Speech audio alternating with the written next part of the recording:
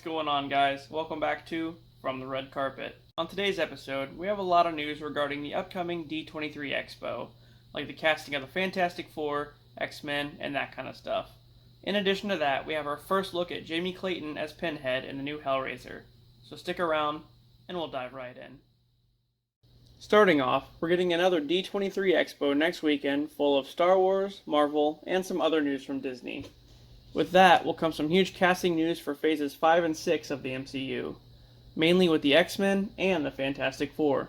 Some big names are said to have joined Marvel Studios recently.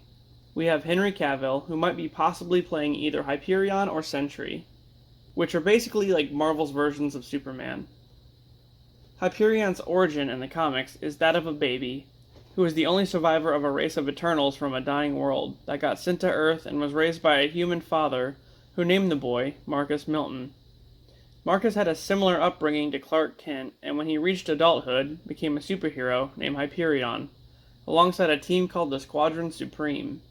He pretty much has all the same powers as Superman, super strength, super speed, agility, flight, X-ray vision, and even a healing factor.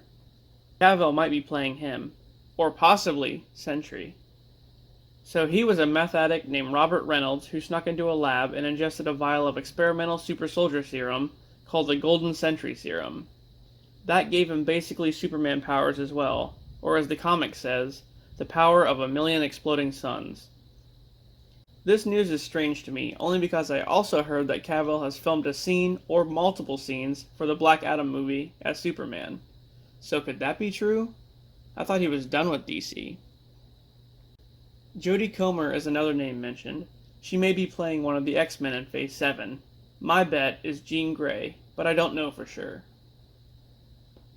John Boyega has also joined the MCU in some fashion. Reports are pointing towards possibly a young Magneto, with Denzel Washington playing the older version of the character. As John Krasinski played Reed Richards in Multiverse of Madness, according to sources at Marvel, he's not going to be the main MCU Reed. That role might get handed to Penn Badgley as of late. The actor was apparently approached by Marvel to play the role. So, what about Sue then? If not Emily Blunt, then is it still going to be Bryce Dallas Howard? Well, as of now, actress Daisy Edgar Jones is the most recent choice for The Invisible Woman. This may be confirmed at D23. There's no info on Johnny Storm, but Drew Powell, the guy who played Butch and Solomon Grundy in the Gotham series, has shown interest in playing Ben Grimm, aka The Thing. So I guess we'll hear more about that pretty soon.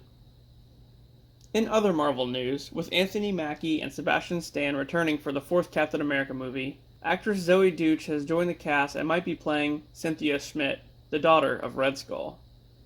In the comics, Red Skull had a child with a random chick who died during childbirth. And he almost killed the child when he found out it was a girl. But he then put her in a machine that accelerated her age and gave her superpowers. Wow, Father of the Year right here. But with the Red Skull stuck eternally on Vormir as the Stonekeeper for the Soul Stone, I wonder how this storyline's gonna work. With the Kraven film on the way, we have some news about the film's villain. Originally, I thought that Chameleon would be the main villain of the film, or maybe even Kraven's father Nikolai. But now I guess it's someone else entirely. Actor Alessandro Nivola will be playing the true villain of the film. But who the hell is he playing? Whoever it is, the actor had this to say. I only transformed physically in the final moments of the movie, so it's just a classic villain role. It had a really interesting complex psychology and personal history drawn on. And the movie has a time jump in it, so the character changes a lot from the way he is in the beginning of the film. It was as much of an acting opportunity as any other film I've done.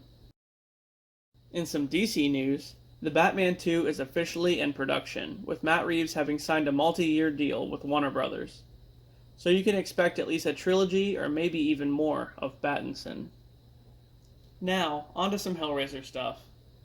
Here we have our first official look at Jamie Clayton as Pinhead. She looks fucking awesome. But I'm not sure what's going on with her neck. That's kinda weird.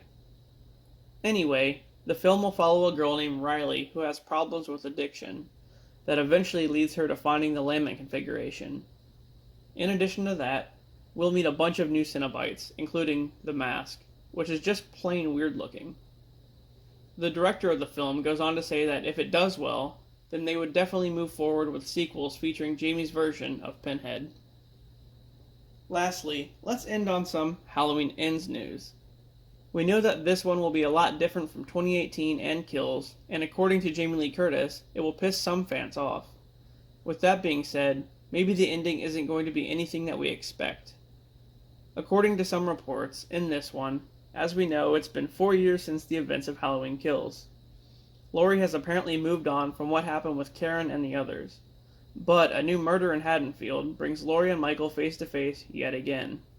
Which may be Michael, or it might be this guy Corey posing as Michael. Who the hell knows? Alright guys, that does it for this episode of From the Red Carpet. If you like the content, please don't forget to like and subscribe for more. And with that, I'll see you on the next one.